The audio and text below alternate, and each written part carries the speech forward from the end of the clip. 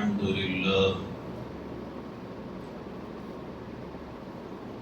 لله كفى وسلام على عباده الذين اصطفى ومن بهديه مقتدى أما بعد. میرے نہایت قابل احترام بزرگوں، عزیز دوستوں، نوجوان ساتھیوں، گزشتہ کئی جمعوں سے ہمارے درمیان سورہ فاتحہ کے متعلق گفتگو چلتے چلتے اللہ جل جلالہ وعظم نوالہ کی کئی صفات میں سے ایک نمایاں اور عظیم ترین صفت رب العالمین پہ بات چل رہی تھی. اللہ تعالی کی شان ربوبیت، پالنے، پرورش کرنے، مختلف قسم کی مخلوقات کی مختلف ضروریات پوری کرنے کے جو نظارے کائنات کے اندر نظر آتے ہیں، اور اس کے بارے میں غور و فکر کی دعوت خود حق تعالی شانہ نے اپنے پاک کلام میں دی ہے. اس پر کافی تفصیلی گفتگو چلی. اسی سے متعلق بات کو اور سلسلے کو آگے بڑھاتے ہوئے غور و فکر کے دائرے کو مزید وسیع کرتے چلے جائیں اور شعور اور احساس کے ساتھ اللہ کی مخلوقات پہ نظر ڈالتے چلے جائیں تو مزید باتیں کھلتی چلی جائیں گی، مزید قدرت کے راز سامنے آتے جائیں گے، اور جتنا غور و فکر میں اضافہ ہوگا اتنا اللہ کی ذات و صفات پر یقین میں اضافہ اور ترقی ہوگی. گزشتہ اس بات کو عرض کیا گیا کہ اللہ تعالی نے جانور کے اندر خون اور گوبر کے درمیان میں سے سفید، خالص، لذیذ، مزیدار دودھ کے پینے کا انتظام انسانوں کے لیے کیا ہے، جس کی بظاہر کوئی شکل و صورت نظر نہیں آتی. پھر اسی دودھ سے اگر ضرورت آپ کو ملائی کی ہے تو وہ ضرورت بھی پوری ہو رہی ہے. دہی کی ضرورت ہے، چھاچھ کی ضرورت ہے، لسی کی ضرورت ہے، گھی کی ضرورت ہے. تو اللہ تعالیٰ یہ ساری ضروریات ایک دودھ کے ذریعے انسان کی پوری کر رہا ہے، اور ان ضروریات کو پوری کر کے اللہ تعالیٰ انسان کو مختلف قسم کی قوت و طاقت فراہم کر رہا ہے. جو اس کے جسم کے لیے جن چیزوں کی ضرورت ہے اللہ تعالیٰ اس کا انتظام اس کے ذریعے کر رہا ہے. تو غور فکر انسان کرتا چلا جائے اور سوچتا رہے تو یقین بڑھتا چلا جائے گا. اللہ نے قرآن کریم میں جو آیتیں نازل فرمائی ہیں اس میں اللہ نے غور و فکر کی دعوت دی ہے.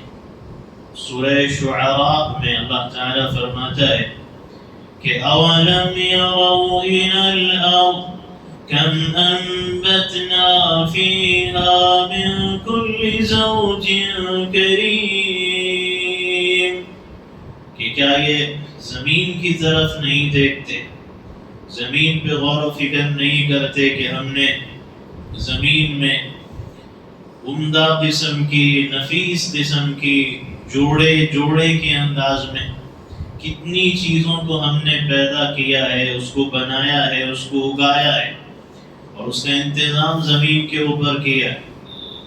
تو زمین سے جو اگنے والی چیزیں ہیں ان پہ اللہ نے غور و فکر کی دعوت دی کہ کس طرح ان اگنے والی چیزوں سے تمہاری ضروریات کا، پرورش کا، پلنے بڑھنے، نشو و نما کا انتظام ہو رہا ہے۔ کہیں اللہ فرماتا ہے کہ وَمَا زَرَعَ لَكُمْ فِي الْأَرْضِ مُخْتَلِفًا أَلْوَانُهُ، کہ زمین میں اللہ تعالیٰ نے رنگ برنگ کی چیزیں پیدا کی۔ زمین کی جو پیداوار ہے اس کے رنگ بھی مختلف ہیں، الگ الگ رنگ نظر آتے ہیں جو زمین کی پیداوار میں۔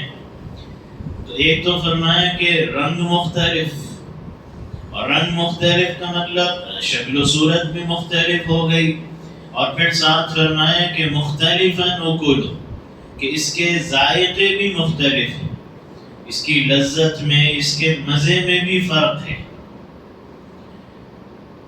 زمین کی پیداوار ہے اور زمین ہی سے یہ چیزیں پیدا ہو رہی ہیں، ایک ہی زمین سے، ایک ہی پانی سے، ایک ہی ہوا سے، لیکن پھل الگ، پھول الگ، پتے الگ، ذائقے اور لذتیں الگ۔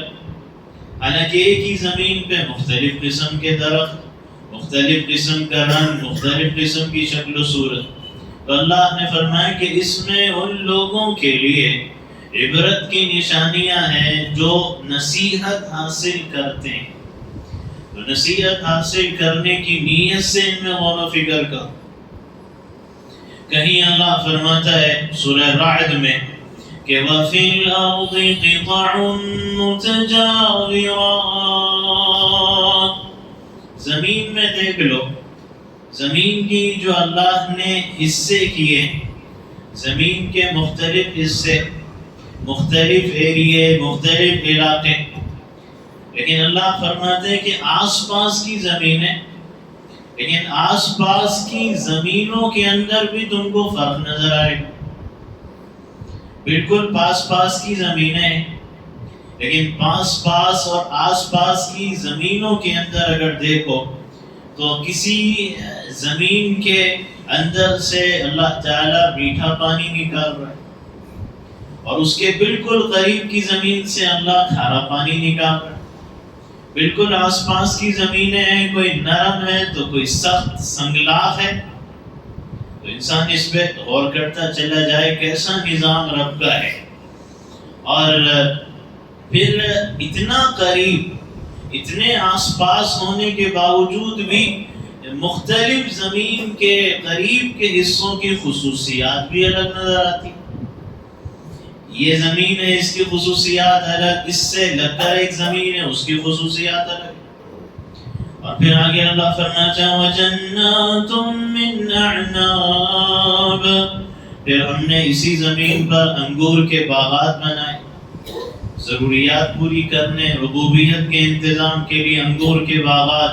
پھر فرمایا وَزَرْعٌ، اور پھر غلے کی کھیتیاں بھی ہیں تمہاری پرورش کے لیے۔ پھر وَنَخِيلٌ، اور پھر کھجور کے درخت بھی ہیں، صِنْوَانٌ وَغَيْرُ صِنْوَانٍ، بعض دوہرے تنے والے، بعض اکہرے تنے والے، بعض ڈبل تنے والے، بعض ایک تنے والے۔ یُسْقَىٰ بِمَاءٍ وَاحِدٍ، اور بات تعجب کی ہے کہ ان سب کو ایک ہی پانی سے سیراب کیا جا رہا ہے، دوہرے تنے والے بھی، اکہرے تنے والے بھی، انگور کے باغات بھی، کھجور کے باغات بھی، یہ ایک ہی پانی سے سیراب کیے جا رہے ہیں، لیکن پھل الگ ہے، پھول الگ ہے، پتے الگ ہیں، ذائقے اور لذتیں الگ ہیں۔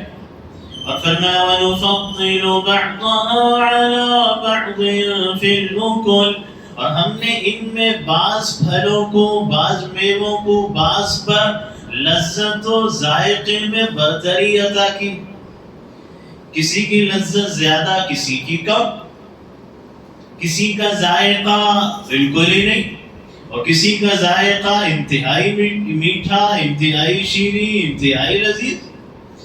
تو پھر اللہ فرماتا ہے ان فی ذلک لآیۃ لقوم یعقلون، اس میں نشانی ہے اگر ان لوگوں کے لیے جو اپنی عقل کا استعمال کرتے ہیں۔ عقل کا استعمال دنیا بنانے، دنیا کمانے، دنیا جمانے تو کیا جاتا ہے، لیکن عقل کا استعمال اللہ کی ذات و صفات پر یقین میں اضافے کے لیے نہیں کیا جاتا۔ تو یہاں بھی اپنی عقل کا استعمال کرو۔ تو اللہ تعالیٰ نے مختلف جگہ غور و فکر کی انسان کو دعوت دی ہے۔ کہیں فرمایا کہ وَهُوَ الَّذِي أَنشَأَ جَنَّاتٍ مَّعْرُوشَاتٍ وَغَيْرَ مَعْرُوشَاتٍ، باغات اللہ نے بنائے تو کوئی باغات میں بعض باغات ایسے ہیں جو سہاروں پر بلند کیے ہوئے معلوم ہوتے ہیں، جو بغیر کسی سہارے کے بلند کیے ہوئے معلوم ہوتے ہیں۔ بعض کے اوپر سہارا نظر آتا ہے، بعض پہ سہارا بلند نظر نہیں آتا۔ یہ صورت دنیا کے اندر تم دیکھ رہے ہو تو اللہ نے مختلف انداز میں بنایا۔ کہیں اللہ نے فرمایا وَهُوَ الَّذِي سَخَّرَ الْبَحْرَ لِتَأْكُلُوا مِنْهُ لَحْمًا طَرِيًّا، اللہ نے سمندر بھی اللہ نے بنایا ہے، کیوں؟ انسان کی ایک ضرورت ہے، سمندر کے ذریعے پوری کرنا ہے، اور بہت سی ضروریات ہیں جو سمندر سے پوری ہوں گی۔ ایک ضرورت جس کا اللہ نے یہاں ذکر کیا، فرمایا اس لیے سمندر کو ہم نے بنایا، کام پہ لگایا تاکہ تم اس کے ذریعے تر و تازہ گوشت کھا سکو۔ یعنی مچھلی کا گوشت انسان کی ضرورت ہے، انسان کو اس سے فائدہ قوت ملتی ہے، اس کے لیے اللہ نے سمندر بنا دیے۔ اور فرمایا وَتَسْتَخْرِجُوا مِنْهُ حِلْيَةً تَلْبَسُونَهَا، اور اس لیے سمندر بنایا کہ تم اس کے ذریعے سے زیور نکال سکو جس کو تم پہنتے ہو۔ سمندر سے موتی نکلتے ہیں، انسان کو، عورتوں کو زیور کی ضرورت ہے، تو اس زیور کی ضرورت کو پوری کرنے کے لیے رب نے سمندر بنائے اور سمندر کے اندر موتی کا انتظام کر دیا۔ اور پھر فرمایا وَجَعَلَ الْفُلْكَ مَوَاخِرَ فِيهِ، اور پھر سمندر اس لیے بھی بنایا تمہاری ربوبیت کے لیے ہے نا، اس لیے بھی بنایا کہ تمہیں سفر کرنا ہوگا، سمندری جہازوں کا، کشتیوں کا سفر کرنا ہوگا، اس لیے سمندر بنایا۔ اب دیکھو یہ جو کشتیاں ہیں، یہ سمندر کی موجوں کو دیکھو تو ایسا معلوم ہوتا ہے جیسے یہ کشتیاں سمندر کی موجوں کو چیرتی بھی چلی جا رہی۔ اب یہ اللہ نے اس کا انتظام کر دیا، ایسے لگ رہا ہے پانی کو چیر کے جا رہی، لیکن جا رہی ہیں اور تمہاری ضروریات پوری ہو رہی ہے، دنیا چل رہی ہے، اس میں دنیا کا ساز و سامان پہنچ رہا ہے، لوگوں کی ضروریات پوری ہو رہی ہے، چاہے سفر کی ہو، چاہے غذا و خوراک کی ہو، چاہے لباس کی ہو۔ اس میں لباس کا سامان بھی جا رہا ہے، اس میں کھانے کا سامان بھی جا رہا ہے، اس میں تمہیں سفر کرنا ہے تو سفر بھی کر سکتے ہو۔ یہ انتظام اللہ نے کیا کیونکہ وہ رب ہے۔ پھر فرمایا وَلِتَبْتَغُوا مِن فَضْلِهِ، اور یہ سمندر اللہ نے اس لیے بنایا تاکہ تم اس کا فضل تلاش کرو۔ اب اللہ کا فضل کیا ہے؟ اللہ کا فضل کا مطلب یہاں پہ روزی ہے، یعنی وہ روزی کے جو اللہ کے احکام کی پابندی کے ساتھ ہو، وہ اللہ کا فضل ہے۔ ورنہ اگر روزگار میں انسان حلال و حرام کی تمیز نہ کرے تو پھر وہ اللہ کا فضل نہیں، اللہ کا غضب تلاش کر رہا ہے۔ تو فضل تلاش اسی وقت ہو سکتا ہے جبکہ حلال کا خیال رہے۔ اور فرمایا وَلَعَلَّكُمْ تَشْكُرُونَ، اور اس لیے تاکہ تم شکر گزار بندے بن سکو۔ اب یہ رب العالمین پہ غور اسی لیے کرنا ہے کہ یہ جو اس سے پہلے الحمدللہ ہے، یہ صرف رسمی حد تک، زبان کی حد تک نہ رہے۔ جب یہ غور کرے گا کشتیوں پر، سمندروں پر، درختوں پر، باغات پر، پانی پر، ہوا پر اور ان ساری چیزوں پر جب غور کرے گا تو اب دل کی گہرائی سے الحمدللہ نکلے گا، اب یہ حقیقی شکر گزار بندہ بنے گا۔ اگر دل کی گہرائی سے انسان غور و فکر کرے تو پھر انسان حقیقی معنی میں اللہ کا شکر گزار بندہ بنے گا. تو انسان غور کرتا چلا جائے، باتیں سامنے آتی رہیں گی. اللہ تعالیٰ نے کیسی زمین پہ کیسا انتظام انسان کے لیے کیا، مخلوقات کے لیے کیا.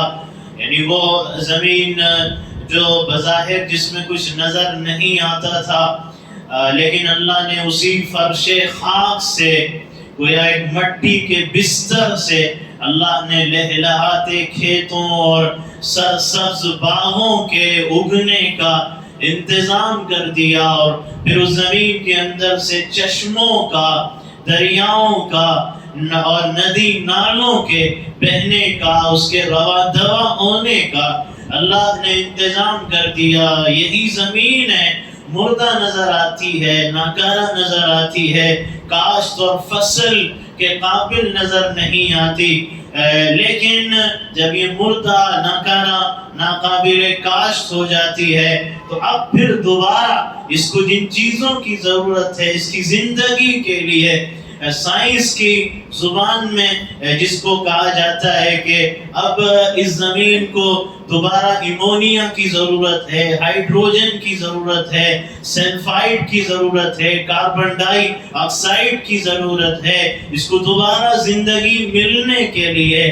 تو اب اللہ تعالیٰ اس کی چونکہ ضرورت ہے، اور چونکہ وہ رب زمین کا بھی ہے اور زمین کے ذریعے پھر انسانوں کا بھی ہے، تو پھر وہ زمین کی جتنی ضروریات ہے اللہ تعالیٰ اس کو پورا کرنے کے لیے ہوا کے اندر گیس موجود ہوتی ہے جس کو معدنی نباتاتی گیس کہتے ہیں، اور وہ گیس ہوتی ہے جو کہ مردہ ذبح کیے ہوئے جانوروں اور انسانوں کے بول براز، ان کی غلاظت اور کوڑا کرکٹ، کچرے وغیرہ کے ذریعے وہ گیس ہوا کے اندر جمع ہو جاتی ہے، اوپر جاتی ہے اور ہوا کے اندر وہ گیس شامل ہو جاتی ہے.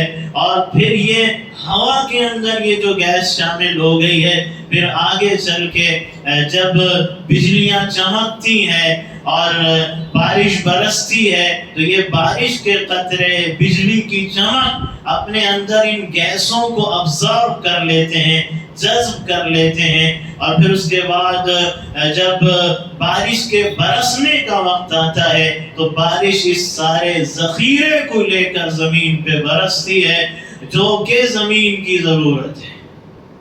زمین کی جتنی ضرورت ہے جو کہ گیس کی شکل میں ہوا میں، اور پھر وہ پہنچی بارش کے قطروں نے جس کو جذب کیا تھا اور بجلی کی چمک نے پھر وہاں سے وہ ذخیرہ سارا لے کر زمین پہ بارش برستی ہے. اور اس طرح اللہ تعالیٰ زمین کی ضروریات پوری کرتا ہے. جانور گھاس اور چارہ کھاتے ہیں، اسی طرح پودوں کی بھی ایک ضرورت ہے، ان کی بھی ایک غذا ہے، اور ان کی غذا نائٹروجن ہے، پوٹاشیم ہے، ہائیڈروجن ہے. اللہ تعالیٰ اس کا انتظام بھی پھر کرتا ہے، اور اس کا انتظام درختوں کے پتوں کے ذریعے اور اس طرح ہڈیوں کے ذریعے، ذبح کیے ہوئے یا مردہ جانوروں ان کے بالوں کے ذریعے اللہ ان سب کا انتظام کرتا ہے. اور اس طرح زمین بھی زندہ ہو رہی ہے، پودوں کو بھی غذا مل رہی ہے اور پودے بھی اگ رہے ہیں. اس طرح ساری ضروریات کا انتظام ہو رہا ہے. بارش برستی ہے، اللہ تعالیٰ پہاڑوں پر پانی کو برف کی شکل میں جمع کر دیتا ہے، اور پھر آگے چل کے وہ برف پگھلتی ہے اور پھر اس طرح پہاڑوں کے شگاف میں چلی جاتی ہے، اور پھر چشموں کے ذریعے پھر پانی آگے بڑھتا ہے، اور پھر وہ اس کے ذریعے آگے بڑھ کر پانی زمینوں تک پہنچتا ہے اور پھر کھیتوں کو سیراب کرتا ہے وہ پانی. اور پھر اس طرح اللہ تعالیٰ زمین کو زندگی عطا کرتا ہے. اب درخت پہ پھل و پھول آئیں گے، پودے اگیں گے.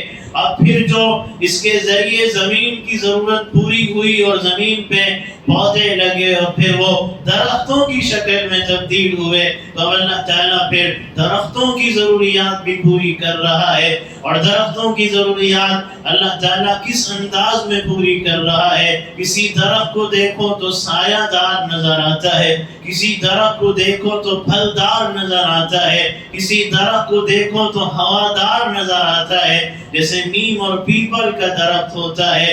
یہ مختلف درخت کائنات کے اندر، کسی درخت کو دیکھو تو کانٹے دار نظر آتا ہے تاکہ انسان کی حفاظت کے لیے باڑ کا کام کر سکے۔ کوئی درخت کو اللہ نے خوشنما بنا دیا ہے، ایسا خوشنما جس کے ذریعے تم اپنے چمنوں کو، اپنے زمینوں کو اس کے ذریعے خوبصورتی اور رونق عطا کر سکو۔ یہ انتظام اللہ تعالیٰ نے کیا۔ کسی درخت کو خوشبودار اللہ تعالیٰ نے بنا دیا ہے، کسی درخت کے ذریعے جڑی بوٹیوں کا، پھر ان کے ذریعے دواؤں کا انتظام کر دیا، کسی درخت کے ذریعے سندل پیدا کر کے تمہارے لیے خوشبو کا انتظام کر دیا، کسی درخت سے ریشم کے کیڑے پال کے تمہارے لیے ریشم کا انتظام کر دیا، کسی درخت سے کپاس روئی نکال کے اللہ نے کپاس نکال کے تمہارے لیے لباس اور روئی کا انتظام کر دیا، کسی درخت سے گنا نکال کے گڑ اور شکر کا انتظام کر دیا، کسی درخت سے بانس نکال کے کاغذ کا انتظام کر دیا۔ دیکھتے چلے جاؤ، غور کرتے چلے جاؤ، کسی درخت سے اللہ نے تمہارے لیے آگ کا انتظام کیا ہے، یہی درخت ہے۔ اس درخت کی لکڑی سے اللہ نے تمہارے لیے میز کا انتظام کیا، الماری کا انتظام کیا، کرسی کا انتظام کیا، کھڑکیوں کا انتظام کیا، دروازوں کا انتظام کیا ہے۔ اس درخت کی لکڑی کے ذریعے یہ سارا انتظام ہے جو اللہ تعالیٰ تمہارے واسطے کر رہا ہے۔ پھر یہ جو درخت کی لکڑی ہے، یہ درخت کی لکڑی آئی کہاں سے ہے جس سے یہ ساری ضروریات پوری ہو رہی ہیں؟ تو غور کرو گے تو یہ سمجھ میں آئے گا کہ یہ ہوا کے ذریعے آئی ہے، اس لیے کہ جب لکڑی کو جلایا جاتا ہے اور پھر وہ جل کے راکھ ہو جاتی ہے، تو اب اگر اس کو تولا جائے جلانے کے بعد، اس کو اگر تولا جائے تو اس کا جو اصل وزن تھا لکڑی کا، اس سے کل ملا کے 7% ویٹ اور وزن آپ کو نظر آئے گا۔ باقی لکڑی کا ویٹ اور وزن کہاں چلا گیا؟ وہ ہوا میں چلا گیا ہے، وہ کاربن ڈائی آکسائڈ گیس کی شکل میں تبدیل ہو گیا ہے۔ اب پھر اللہ تعالیٰ وہاں سے انتظام کرتا ہے کہ اب اس کے لیے درخت پر لکڑی کا انتظام ہونا ہے، تو اللہ تعالیٰ اس گیس کے ذریعے انتظام کرتا ہے، اور پھر انسان کی اللہ تعالیٰ اس انداز میں ضروریات کو پوری کر رہا ہے۔ درخت کائنات میں اللہ نے بنائے، پیدا کی۔ اس سے پہلے درخت کے بارے میں کچھ باتیں ذکر کی گئی تھی، جو مزید باتیں ہیں۔ انسان غور کرے، گرد و غبار کو روکنا ہے تو درخت کی ضرورت ہے۔ جہاں جس علاقے میں درخت زیادہ لگائے گئے، وہاں گرد و غبار، آندھی کے اثرات اور اسباب کم ہو گئے، اور درخت کے ذریعے اللہ نے پھر یہ انتظام بھی کیا کہ اگر غور کریں تو شہروں کے اندر جو ہنگاموں کی آواز ہوتی ہے، شور ہنگامے کی جو آواز ہوتی ہے، تو شہروں کے اندر آوازوں کے ہنگاموں کی جو طاقت ہوتی ہے وہ 80 ڈیسیبل کے برابر ہوتی ہے۔ ڈیسیبل ایک پیمانہ ہے جس سے آواز کی تیزی اور سختی ناپی جاتی ہے۔ تو یہ شہروں کے ہنگاموں کی طاقت عموماً 80 ڈیسیبل کے برابر ہوتی ہے، جس کی وجہ سے ہوتا یہ ہے کہ انسان ان آوازوں ہنگاموں کو برداشت کر سکتا ہے، یعنی اس کے لیے زندگی گزارنا مشکل نہیں ہوتا۔ اگر یہ ڈیسیبل کی طاقت، شور اور ہنگاموں کی آواز کی جو طاقت ہے، اگر یہ 125 ڈیسیبل تک پہنچ جائے تو انسان بہرا ہو جائے گا، اور اگر یہ 180 ڈیسیبل تک پہنچ جائے تو انسان زندہ نہیں رہ سکتا۔ انسان ایک حد تک آوازوں کو، ہنگاموں کو برداشت کر سکتا ہے، زیادہ ہوگا یا تو بہرا ہو جائے گا یا مر جائے گا۔ اب یہ جو کائنات کے اندر نظام ہے ہنگاموں کی طاقت کا، اس میں بھی آپ غور کریں تو اللہ نے جو درخت پیدا کیے ہیں، یہ درخت ان ہنگاموں کی آواز کی طاقت کو روکنے میں بڑے مددگار ہیں۔ یعنی اگر 100 اسکوائر فٹ پہ درخت لگے ہوئے ہوں تو 6 سے لے کر 8 ڈیسیبل تک ہنگاموں کی آوازوں کی طاقت کم ہو جاتی ہے. یعنی ان درختوں کی وجہ سے یہ جو ہنگامے شور کی آواز ہے یہ آپ تک کم پہنچ رہے ہیں، ورنہ اگر یہ نہیں ہوتے تو آپ کا جینا مشکل ہو جاتا. یہ اللہ نے درخت کے ذریعے انتظام کیا. یہی درخت ہے جس درخت کے ذریعے اللہ تعالی ہمارے لیے اللہ تعالیٰ نے پان کے پتوں کا انتظام بھی کر دیا. اسی درخت کے ذریعے لونگ اور الائچی اور چھالیے کا انتظام بھی کر دیا. اور اسی درخت کے ذریعے اللہ تعالیٰ نے انسان کی ضروریات کو کس طرح پورا کیا. بس انسان غور کرتا چلا جائے. بیج ہے اور پھر اس کے ذریعے اللہ نے درخت کے واسطے سے پھر اللہ تعالیٰ ہمارے لیے دالوں کا انتظام کر رہا ہے، سبزیوں اور ترکاریوں کا اللہ تعالیٰ انتظام کر رہا ہے. انسان غور کرتا چلا جائے اور پھر غور یہ کرے کہ تم سبزی بھی کھا رہے ہو، تم دالیں بھی کھا رہے ہو، تم گیہوں بھی کھا رہے ہو، تم چاول بھی کھا رہے ہو، تم گوشت بھی کھا رہے ہو، لیکن کہیں جا کے کسی سے ہڈی بن رہی ہے، کسی سے خون بن رہا ہے، اور کسی سے تمہاری آنکھوں کو روشنی مل رہی ہے، اور کسی سے تمہارے کانوں کی سننے اور سماعت کی طاقت بڑھ رہی ہے، کسی سے کسی غذا سے تمہیں چلنے پھرنے کی طاقت مل رہی ہے. تو یہ انتظام اللہ تعالیٰ نے درختوں کے ذریعے تمہارے لیے اس کا انتظام کیا ہے. اور پھر یہ جو درخت اللہ نے بنائے، عجیب بات یہ ہے کہ ان درختوں کے اوپر کیڑے حملہ کرتے ہیں. کیڑے درختوں پہ حملہ کرتے ہیں، اس کے ہرے بھرے پتوں کو کتر کتر کے ختم کرنے کی کوشش کرتے ہیں، اور اس طرح اس کی شاخوں کو برہنہ کرنے کی کوشش کرتے ہیں. تو گھنے درخت جو ہوتے ہیں، کچھ ہی درخت ہوتے ہیں جن پر یہ کیڑوں کے حملے اثردار ہوتے ہیں، لیکن جیسے ہی ان کیڑوں کا اٹیک زیادہ شروع ہوتا ہے تو اللہ تعالیٰ نے پھر ان درختوں کو بھی اپنی حفاظت کے لیے دفاعی اسلحہ عطا کیا ہے. اللہ نے ان کو بھی دفاعی ہتھیار دیا ہے. جب یہ کیڑے حملہ کرتے ہیں، کچھ درخت تو شکار ہوتے ہیں، لیکن اس کے بعد جب یہ دفاع کرنے پہ آتے ہیں تو اللہ تعالیٰ نے گویا ان کو ایک اسلحہ عطا کیا. ایک مخصوص قسم کا کیمیائی مادہ ہوتا ہے جس کے ذریعے وہ اپنی حفاظت کرنا شروع کرتے ہیں. پھر ہوتا یہ ہے جب یہ کیمیائی مادہ درخت چھوڑتے ہیں تو پھر یہ پتے کیڑوں کے لیے ہضم کرنے کے قابل نہیں رہتے، اور جب ان درختوں پہ اٹیک شروع ہوتا ہے تو یہ اپنے ساتھ کے قریبی ساتھیوں کو خبردار کرنے کے لیے فضا کے اندر ایک مخصوص قسم کی کیمیائی بو کی لہر چھوڑ دیتے ہیں، جس سے قریب کے درختوں کو یہ خبر مل جاتی ہے کہ کیڑے اٹیک کر رہے ہیں اور کیڑے حملہ آور ہیں. اپنی حفاظت کے لیے فوراً اپنے ہتھیار کو استعمال کرو، اپنا کیمیائی مادہ چھوڑنا شروع کرو. تو پھر اس طرح درخت حرکت میں آتے ہیں اور ان کیڑوں کے حملے سے پھر اپنے آپ کو بچاتے ہیں. یہ انتظام اللہ نے کیا درختوں کی پرورش کا اور درختوں کی ضروریات کے پورا کرنے کا. یہ عجیب انتظام اللہ نے کیا ہے. تو یہ انسان غور کرے تو باتیں سمجھ میں آتی چلی جائیں گی کہ ایک درخت اور پھر اللہ نے ایک کا پتا الگ، اور پھر ایک درخت پھر اللہ نے اس کا پھل الگ، پھول الگ. عجیب نظام اللہ کا کائنات میں ہے. آخری بات کر کے پھر ایک اہم بات ہے اور پھر بات ختم ہوگی. اسی لیے اللہ نے غور و فکر کی دعوت دیتے ہوئے یہ بات فرمائی وضاحت سے کہ فَلْيَنظُرِ الْإِنسَانُ إِلَىٰ طَعَامِهِ. انسان کو چاہیے کہ اپنے کھانے پہ غور و فکر کرے.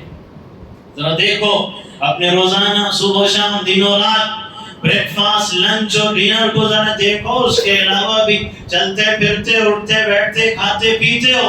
اَنَّا صَبَبْنَا الْمَاءَ صَبًّا کہ ہم نے کیسے زمین پہ پانی کو برسایا. برسانے کا نظام اور کیسے برستا ہے، کیا کیا ذخیرہ لے کے برستا ہے، یہ بھی آپ نے سنا. اور پھر آگے اللہ فرماتا ہے ثُمَّ شَقَقْنَا الْأَرْضَ شَقًّا.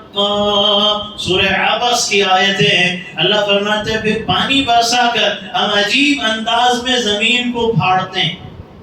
عجیب انداز ہے پھاڑنے کا. عجیب انداز کیا ہے کہ ایک ننھے سے پودے کی کونپل، ایک ننھے سے پودے کی معمولی سی کونپل اتنی بھاری وزنی زمین کو پھاڑتے ہوئے باہر نکل جاتی ہے. بڑی عجیب بات ہے.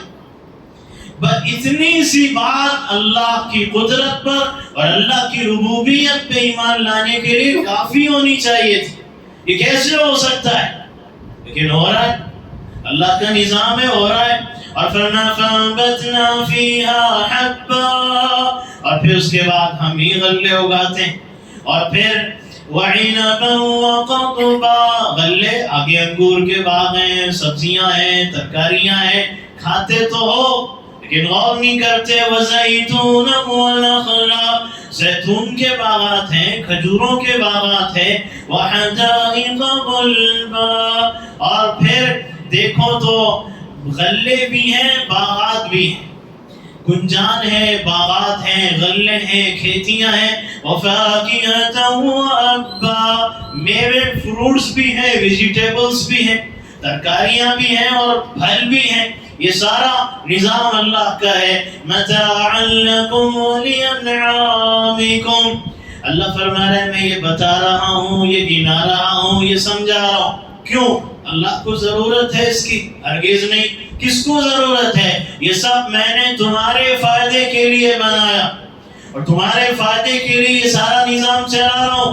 اور تمہارے جو جانور ہیں ان کے چارے کے لیے میں نے یہ سارا انتظام کیا ہے کہ درختوں کے بیجوں اور پھلوں سے تیل کی ضرورت ہے، درختوں کے بیجوں پھلوں سے تیل کا انتظام کر دوں گا. اور شہد کی ضرورت ہے تو پھولوں سے انتظام کر دیا. تمہاری ضرورت، تمہارا فائدہ. لیکن بات یہ ہے کہ تم غور نہیں کرتے اور تم میری ذات تک نہیں پہنچتے. اگر عقل استعمال کرو، غور و فکر کرو گے تو پھر یہ غور و فکر اللہ تک پہنچنے کے لیے کافی ہے اور اللہ کی معرفت اور اللہ کی پہچان حاصل کرنے کے لیے کافی ہوگا.